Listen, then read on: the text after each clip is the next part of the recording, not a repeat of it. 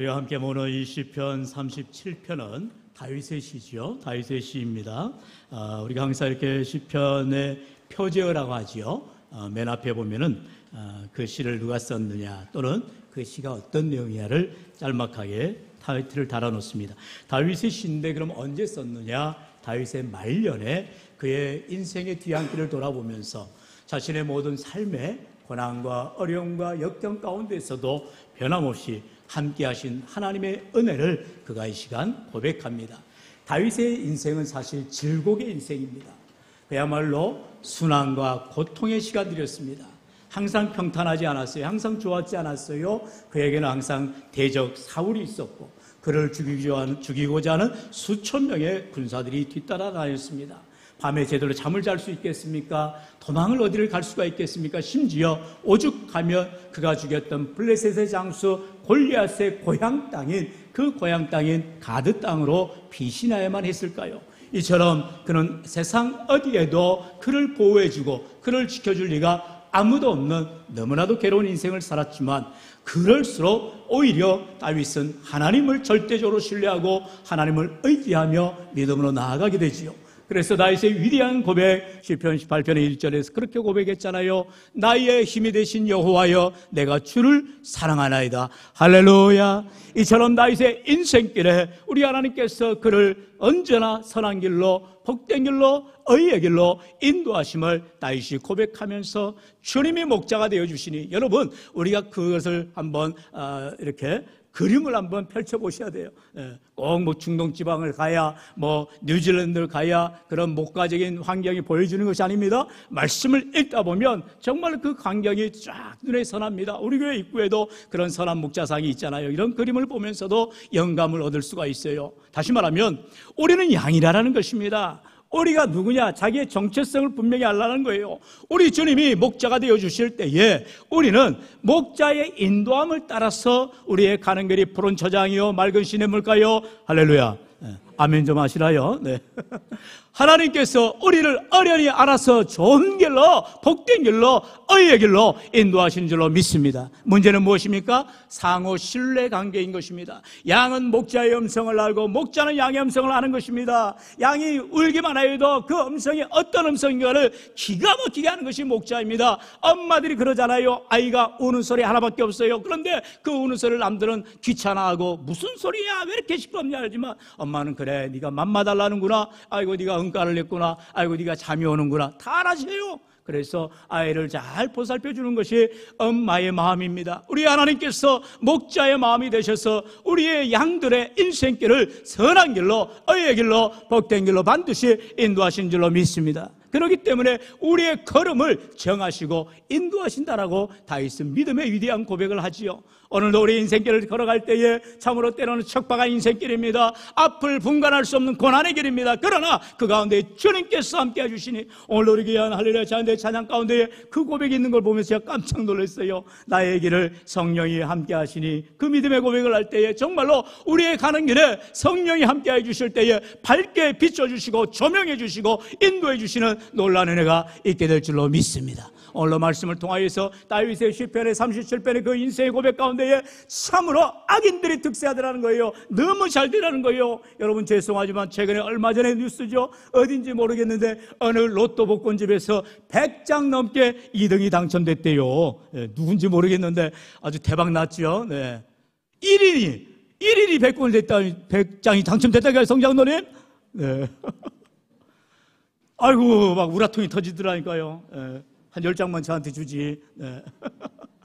여러분 그런 일확천금 요행을 우리는 바랄 필요가 없는 줄로 믿습니다. 여러분 왜 그렇습니까? 하나님께서 주신 것에 감사하면 여러분 콩 한 쪽에도 감사하면 나눠 먹을 수가 있는 거예요. 그러나 아무리 뒤주에 가득가득 차도 부족하다고 생각하는 사람에게는 그게 만족함이 없어요. 여호와는 나의 목자시니 내게 부족함이 없으리로다. 다윗은요, 주님으로 만족합니다. 주님으로 기뻐합니다. 주님이면 충분하다는 거예요. 오늘도 저와 여러분 인생길 가운데에 세상에 돈이 다인 것 같고 건강이 다인 것 같고 물질이 다인 것 같을지라도 주님 한 분만으로 만족하여 영생복락 누리는 우리의 믿음의 삶이 되시기를 주의 이름으로 축원합니다. 그렇다면 이처럼 우리의 걸음을 인도하시는 하나님, 그 하나님의 길을 따라가는 인생들은 어떠한 삶을 살아야 될까요? 첫 번째로 하나님이 내 인생길의 주권자임을 고백해야 한다는 것입니다.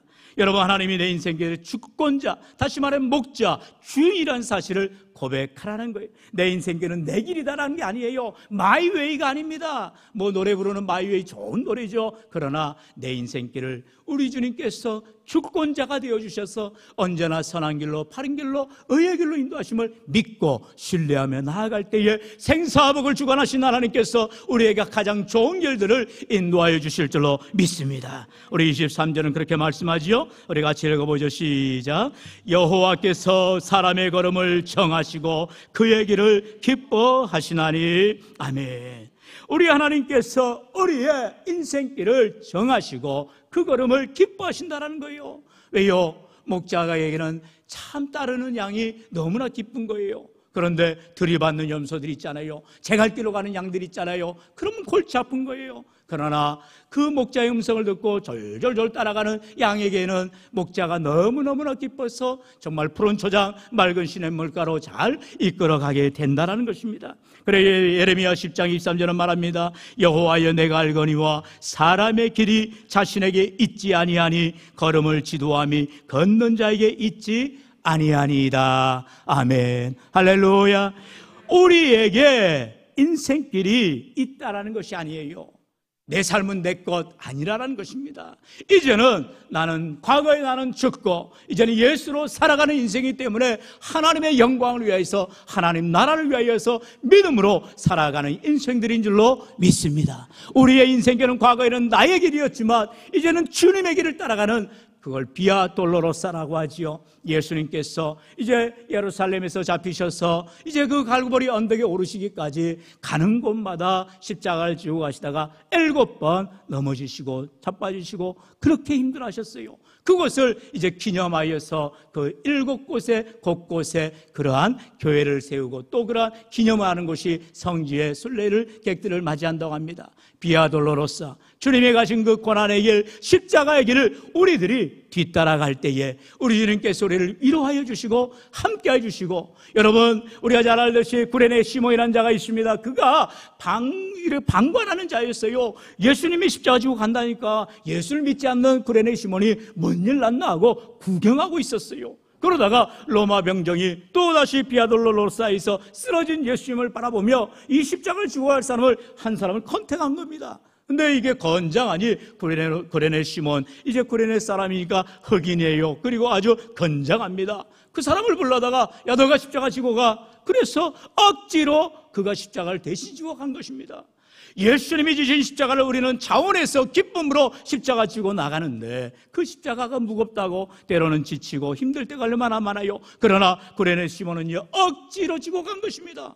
그냥 예수님이 십자가 지고 가는 것을 구경하다가 그가 억지로 지고 가던 중에 놀라운 은혜가 있게 되지요. 자기 길이 아니고 자기 인생길이 아니고 자기의 짐이 아닌데도 그 십자가를 졌다는 것 하나 때문에 나중에 바울을 통하여서 초대교회의 그 구레네 시몬의 아들들이 당대의 위대한 지도자들로 세워져가는 것을 보게 되는 것입니다.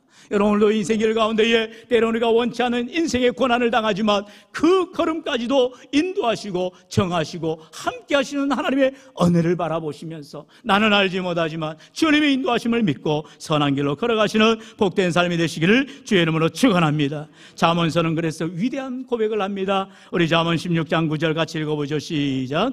사람이 마음으로 자기의 길을 갈지라도 그의 걸음을 인도하시는 이는 여호와시니라. 아멘. 우리 주신 말씀 따라합시다. 그의 걸음을 인도하시는 이는 여호와시니라. 여호와시니라. 할렐루야. 여러분, 우리의 인생길을 인도하시는 분이 하나님이심을 믿음으로 고백하십시오. 그럴 때에 하나님께서 우리의 인생길을 책임져 주시고 선한 길로, 복된 길로, 의의 길로 인도하여 주시는 줄로 믿습니다. 1절은 그렇게 말합니다. 마음의 경영은 사람에게 있어도 말의 응답은 여호와께로부터 나오니라. 쉽게 말해서 우리는 기도할 뿐입니다. 그저 기도할 것밖에 없어요. 하나님 복 주세요, 하나님 지켜주세요, 하나님 건강 주세요, 하나님 인도해 주세요. 기도할 때 하나님의 응답이 있게 된다는 것입니다. 하나님이 어련히 알아서 우리 인생길을 좋은 길로, 복된 길로, 의의 길로 인도하시지 않겠어요? 의심하지 마세요. 염려하지 마세요. 낙심하지 마세요. 그럴 때에 하나님 반드시 인도하여 주시는 줄로 믿습니다. 이제 두 번째로 이처럼 우리의 걸음을 인도하시는 하나님, 그 하나님 어떻게 하십니까? 바로 내 인생길을 붙들어 주신다는 거예요. 굳건하게 붙들어 주시는 하나님을 체험하시기를 축원합니다. 24절은 그렇게 말씀하지요. 우리 24절 같이 읽어봅시다. 시작. 그는 넘어지나 아주 엎드러지지 아니함은 아멘. 하나님의 손으로 붙들어 주신다는 것입니다. 우리가 보통 기도할 때 그런 기도하잖아요. 하나님의 은혜의 장중에 거하게 하여 주옵소서. 거기서 말하는 장중이 손바닥 장, 가운데 중, 하나님의 마치 손오공의 손바닥 같은 그런 의미는 아니지만 하나님의 은혜의 손 안에 우리를 붙들어 달라는 고백인 것입니다. 여러분, 하나님의 그 크신 손, 어려우신 손이 우리를 붙들어 주실 때에 어떠한 낙심한 자도, 염려한 자도, 주저앉아 있는 절망하는 자도 일으켜 세워주시는 줄로 믿습니다.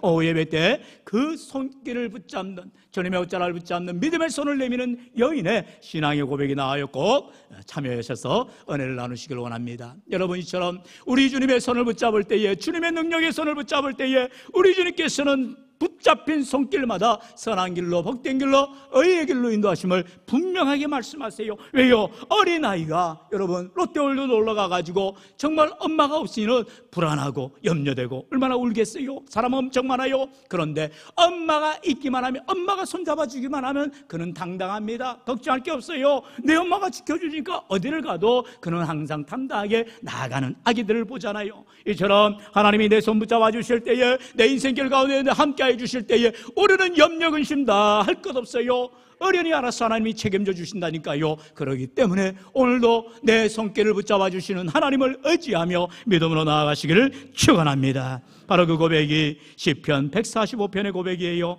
우리 14절로 18절의 말씀 조아림 한 절씩 걷어갈까요?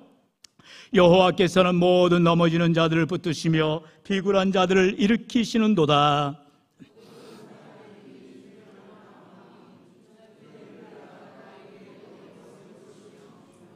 손을 펴사 모든 생물의 소원을 만족하게 하시나이다.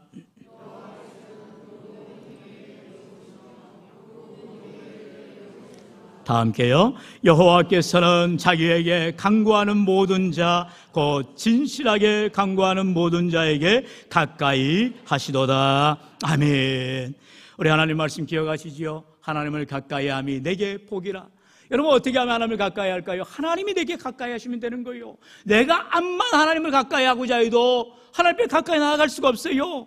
하나님께서 내게 가까이 오셔야 내가 하나님의 복을 받는 인생들이 되어지는 것입니다. 그러면 어쩔 때 가까이 할까요? 여러분, 내 삶이 평안할 때 가까이 하실까요? 내 삶의 문제가 다 해결될 때 가까이 하실까요?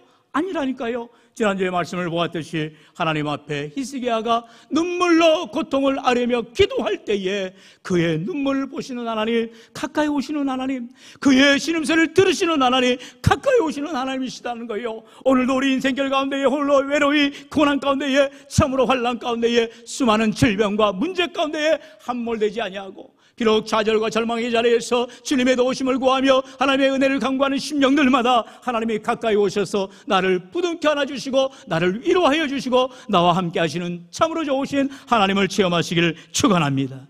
하나님이 이처럼 믿음으로 사는 자들을 붙들어 주시고 은혜를 베푸시며 가까이 하신다니까요. 여러분, 그러기 때문에 내 삶의 모든 환경과 여건 상황을 따지지 마시고 이 모든 상황 가운데서도 여전히 내 인생길을 정해 주시고 인도해 주시는 참으로 좋으시는 하나님을 믿음의 눈으로 바라볼 수 있기를 축원합니다. 그래서 오늘 새벽에도 우리가 로마서에 계속 강해의 말씀을 나누는데 특별히 5장 3절로 4절을 우리가 귀하게 묵상하였어요.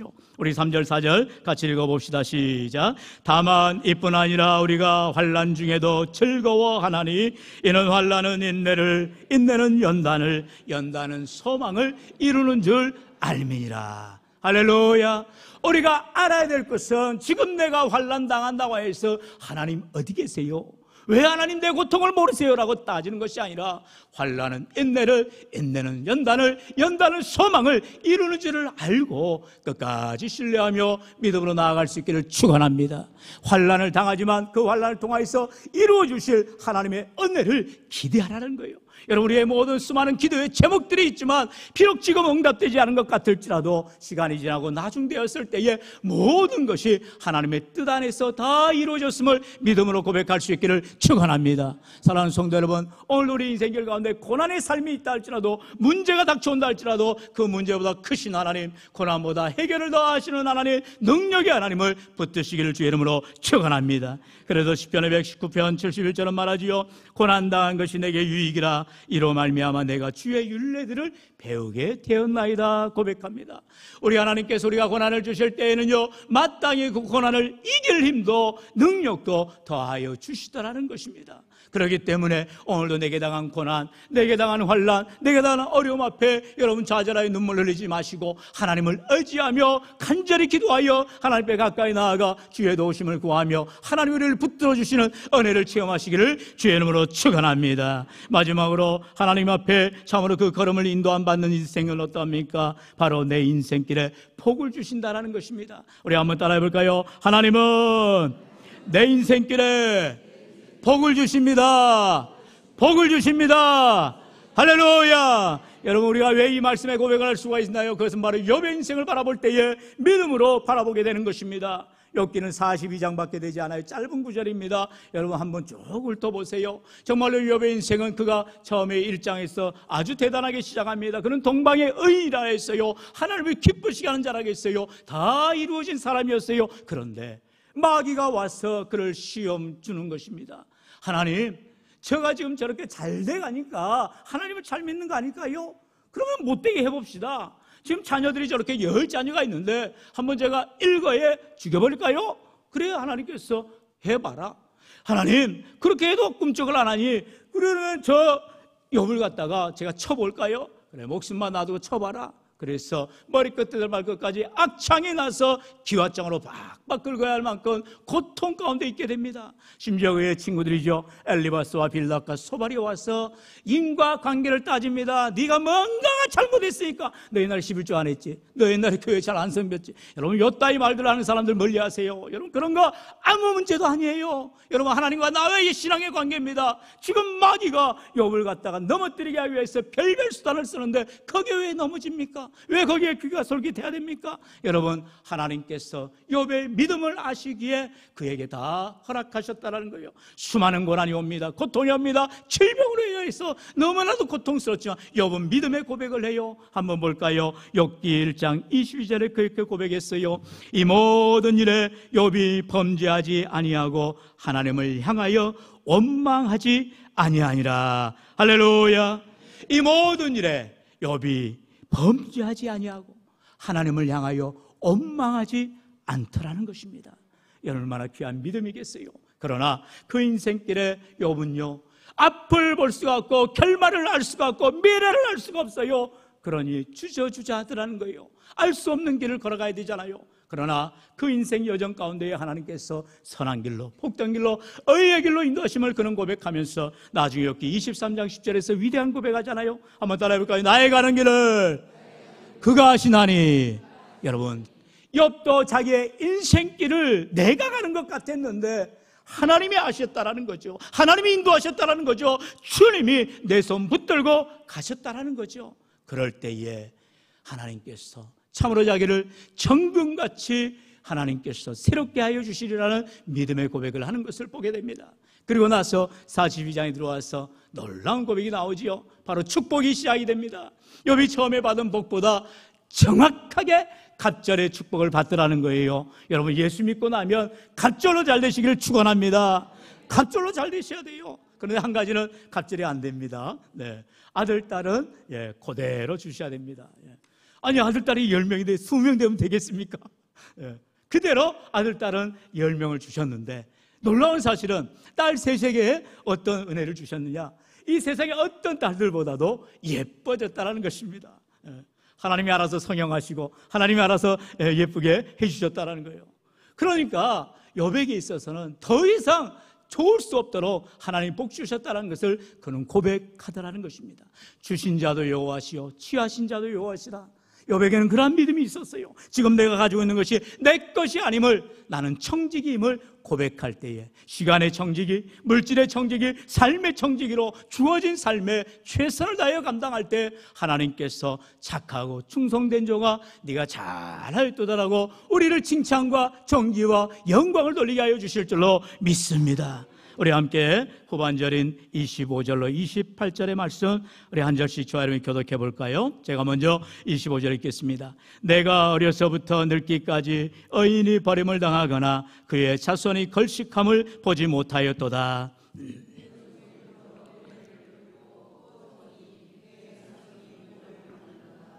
악에서 떠나 선을 행하라. 그리하면 영원히 살리니.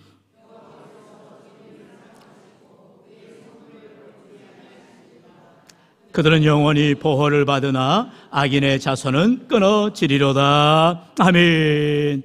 참 귀한 믿음의 고백이지요. 의인의 자손이 걸식함을 보지 못하였도다라고 말씀하고 있어요.